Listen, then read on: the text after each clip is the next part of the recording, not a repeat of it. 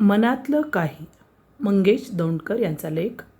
माय लेकींचं अधुरं पंढरपूर. खरंच काही सोनं तिजोरीत जपावं लागतं, पण लेक नावाचं सोनं मात्र काळजातच जपावं लागतं. माहेर आणि लेकीचं नातं हे जगातल्या कुठल्याही नात्याच्या चौकटीत मावणारं नसतं. माहेर आणि लेकीचं नातं हे जगातल्या कुठल्याही नात्याच्या चौकटीत मावणारं नसतं.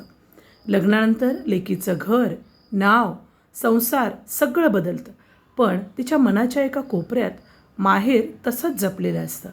आईच्या पदराच्या उभेसारखं, बालपणीच्या अंगणासारखं. माझ्या आत्याचं आणि आजीचं नातं आठवलं की आजही काळजात हळवी कळ उठते. आत्या प्राथमिक शिक्षिका होती. पूर्वी तिची नोकरी आमच्याच गावात असल्याने लग्नानंतरही तिला माहेरचा गोडवा दीर्घकाळ अनुभवता आला. शाळा सुटली की तिची पावलं आपसूक आईच्या उंबरठ्याकडे वळायची. आईला पाहिलं की दिवसभराचा थकवा कुठे पळून जायचा. पुढे मुलांच्या शिक्षणासाठी आत्या तालुक्याच्या ठिकाणी राहायला गेली आणि माहेर सुटलं. पण मायलेकीच्या मनातलं अंतर कधीच वाढलं नाही. रोज फोन व्हायचा. जेवलीस का गं? औषधं घेतलीस का गं? या 4 शब्दात त्यांचं अख्खं जग सामावलं होतं. अलीकडेच एका दुर्दैवी अपघातात आत्याच्या पायाला मोठी दुखापत झाली.